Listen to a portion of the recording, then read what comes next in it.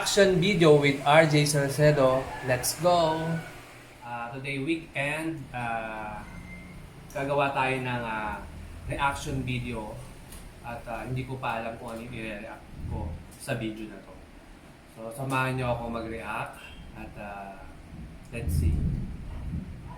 So, guys, sa mga hindi pa nakakapag-subscribe sa aking channel, just click RJ Salcedo and click on the bell button para update kayo sa mga videos ko. Let's go guys para sa ating reaction video with RJ Salcedo.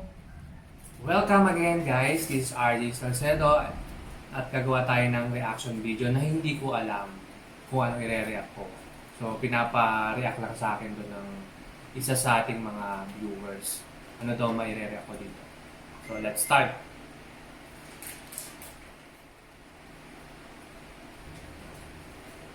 Ayan, guys. Okay.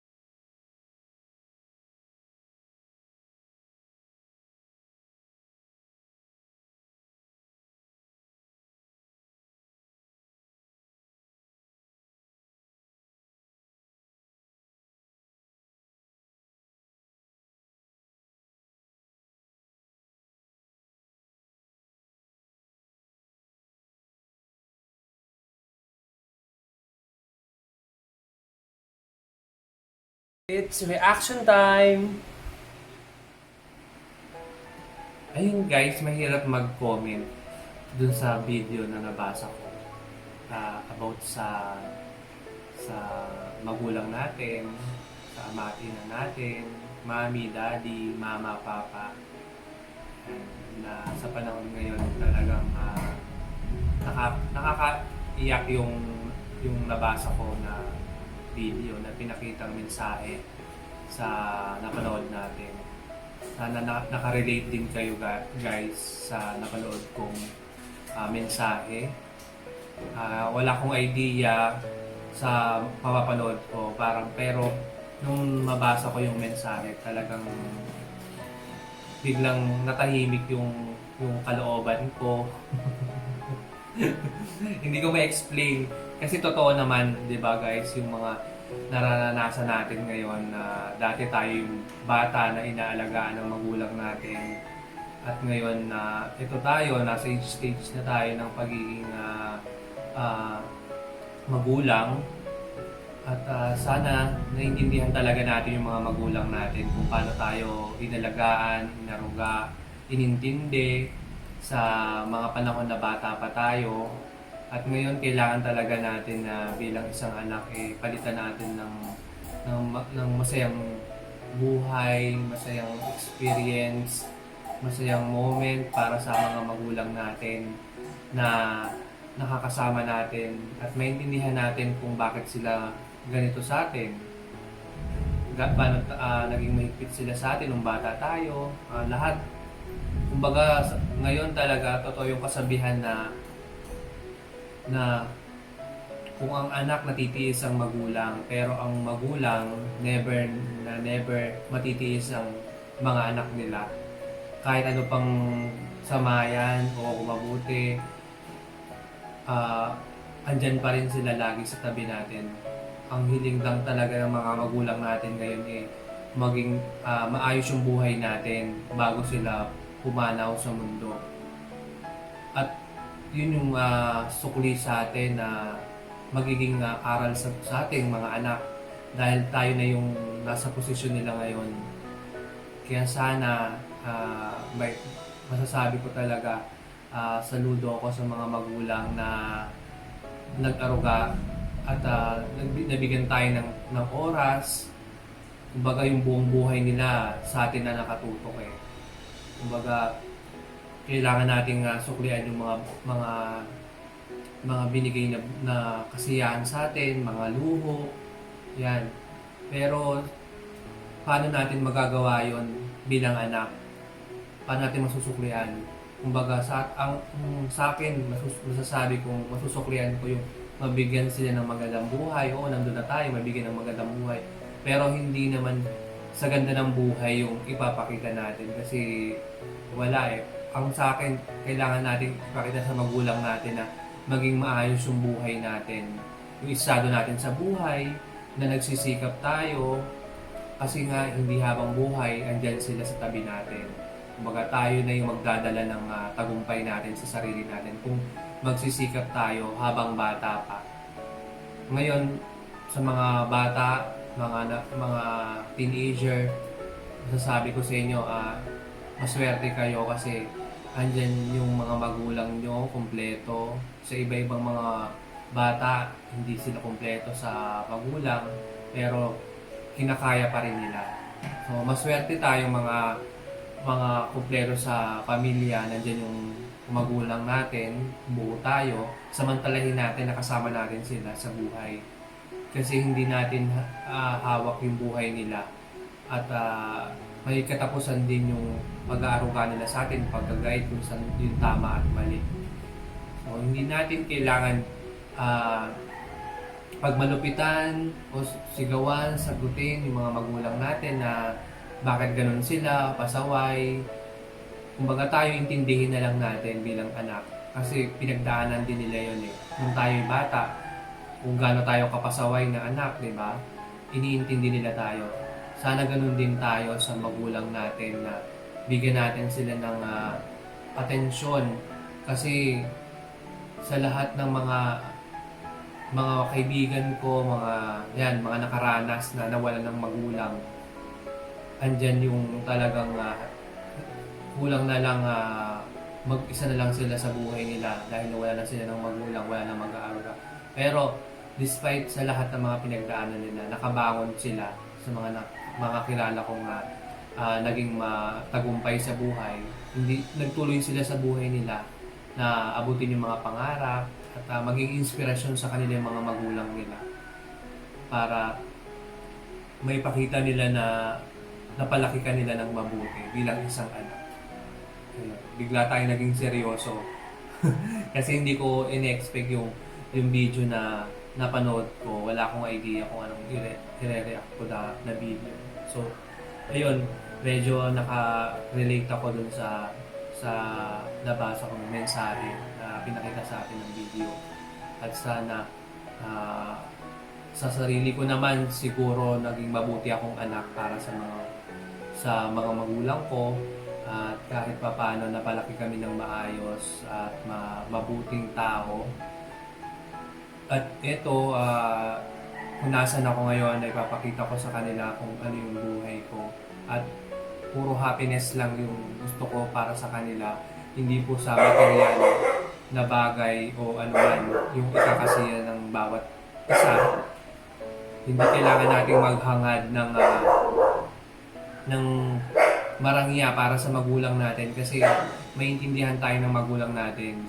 Plus na lang yun kung maging maganda talaga yung buhay natin at may bigay natin sa magulang natin yung maginhawang buhay habang nandito sila. Kaya ang sasabi ko lang sa mga kabataan ngayon at sa tayo mga papunta na sa pagiging magulang, bigyan natin sila ng oras at intindihin natin kung ano man yung ginagawa pa nila sa ating atensyon bilang mga anak.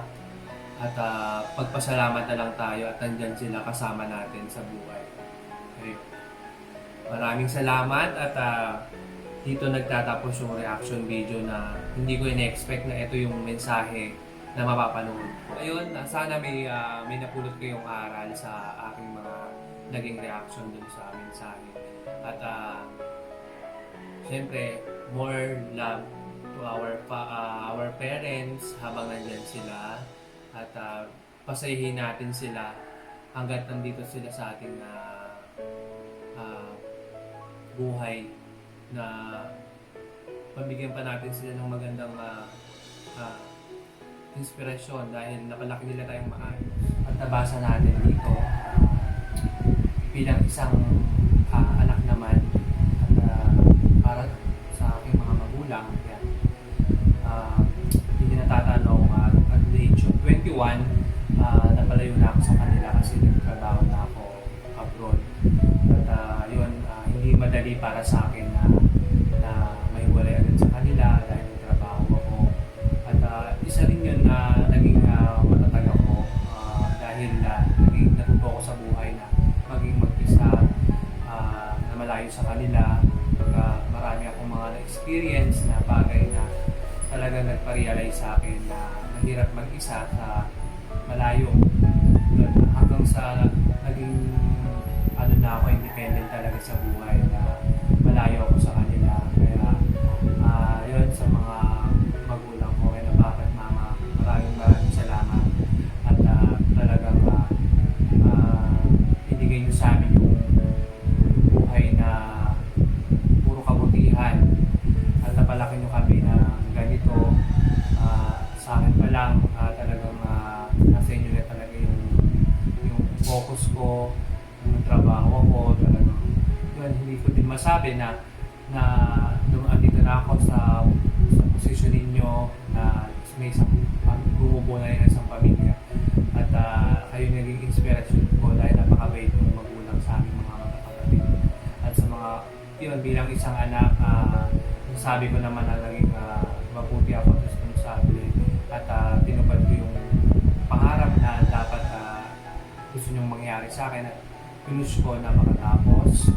At yun lang naman po yung may pagpapalaki ko sa inyo at sa mga kapatid ko. Yan, talagang hindi natin masabi at kanya-kanya tayo ng pananaw sa buhay.